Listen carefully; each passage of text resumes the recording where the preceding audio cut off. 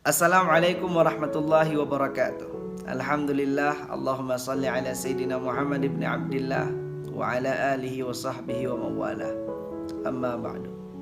Alhamdulillah, Allah pertemukan kita kembali dengan bulan Ramadan, bulan yang penuh berkah, bulan yang selama ini kita memohon kepada Allah, Allahumma barik lana fi Rajab wa Sya'ban wa ballighna Ramadan.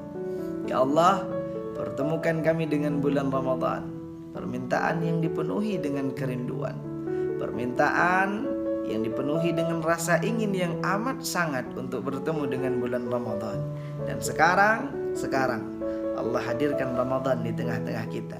Allah selamatkan kita, Allah panjangkan umur kita, kita bertemu dengan bulan Ramadan biiznillah. Benar atau tidak ucapan doa yang selama ini kita panjatkan kepada Allah? Dusta atau tidak ucapan yang selama ini kita berdoa kepada Allah? Semua itu akan kita buktikan dengan amaliyah kita kepada Allah. Selama ini kamu minta ingin dipertemukan dengan bulan Ramadan. Setelah didatangkan bulan Ramadan, kamu ibadah tidak di dalamnya, kamu manfaatkan waktu tidak di dalamnya. Ini yang membuktikan dusta atau tidaknya doa kita selama ini. Allahumma ballighna Ramadan. Sedang pendengar yang dirahmati oleh Allah Subhanahu wa taala, di dalam bulan Ramadan, para ulama salafun salih, mereka sangat memaksimalkan waktunya untuk berubudiyah kepada Allah, memaksimalkan bacaan Al-Qur'annya, karena Ramadan sendiri adalah syahrul Qur'an, syahrul ladzi unzila fihi Al-Qur'an, merupakan bulan Al-Qur'an. Sebagian di antara mereka ada yang mengkhatamkan Al-Qur'an dalam 2 hari sekali, bahkan ada yang 1 hari sekali. Ini tentunya memicu semangat kita manusia di akhir zaman yang sangat jarang bersahabat dengan Al-Qur'an, bahkan di bulan turunnya Al-Qur'an. Semoga kita termasuk orang-orang yang diringankan lidahnya untuk membaca Al-Qur'an. Sidang pendengar yang dirahmati oleh Allah Subhanahu wa taala, di dalam bulan Ramadan ada 4 waktu yang harusnya kita jaga. Guru saya berpesan, seandainya kamu tidak tidur selama 1 tahun, tiba-tiba kamu ngantuk, merasakan kantuk yang amat sangat berat di salah satu 4 waktu tersebut, maka jangan tidur. Karena besarnya fadilah, besarnya faedah yang kamu lewati jika kamu tertidur. Yang pertama, qabla al-fajr, sebelum fajar. Setelah sahur, sebelum subuh. Inilah kenapa kita harus mentakhirkan sahur. Ada orang yang mengawali sahur jam 3, kemudian tidur, subuh tidak bangun. Kita harus akhirkan sahur, karena setelah sahur ada waktu yang sangat berharga jika diisi dengan ibadah.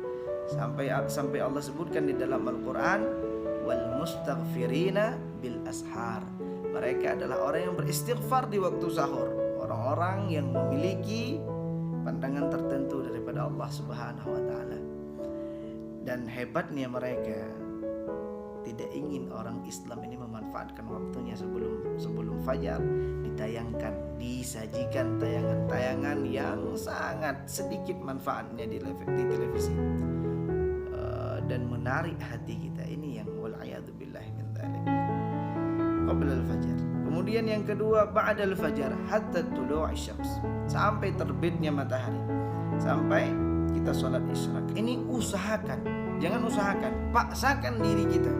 Terlebih kita sebagai santri, paksakan diri kita dari setelah subuh jangan keluar masjid. I'tikaf, duduk sampai tulu'i syams, salat isyraq baru keluar. Ba'da al-fajr.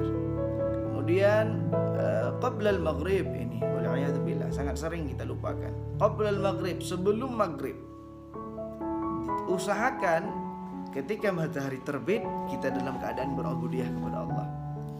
Maka setengah jam atau paling kurang 15 menit sebelum berbuka kita sibukkan diri dengan ibadah, ya.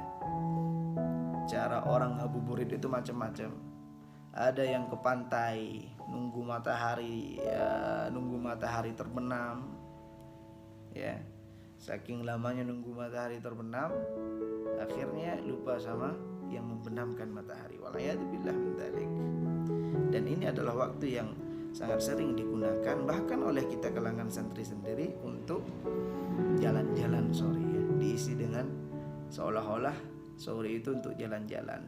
Oke, kamu sore jalan-jalan, tapi 15 menit sebelum berbuka usahakan kamu duduk di depan mushaf membaca Al-Quran. qabla al-maghrib. Kemudian selanjutnya waktu yang terakhir adalah yang harus kita jaga ba'dal maghrib, ya, dari maghrib sampai isya. Ini sangat sulit di bulan Ramadan karena ini adalah waktu rebahan. Karena tadi kebanyakan makan ketika berbuka, akhirnya terpaksa tidur sampai isya. Dan ada kesunahan di sana. Sebagian ulama mengatakan disunahkan untuk mandi dari setelah maghrib sampai isya. Kita tidak mampu i'tikaf dari maghrib sampai isya karena biasanya ada pahala tersendiri ketika orang beriktikaf dari maghrib sampai isya. Tapi karena di bulan Ramadan tadi kita sibuk berbuka puasa, tidak bisa i'tikaf dari maghrib sampai isya. Paling tidak isilah dengan hal-hal yang bermanfaat, dengan hal-hal yang berfaedah. Wallahu a'lam bishawab. Semoga kita termasuk orang-orang yang diberikan taufik oleh Allah Subhanahu wa taala untuk memaksimalkan ubudiyah kita di bulan Ramadan, untuk menjaga waktu kita di bulan Ramadan. Semuanya kita harapkan daripada pertolongan Allah Subhanahu wa taala. Lasna bi khairikum. Saya tidak lebih baik dari antum. Assalamualaikum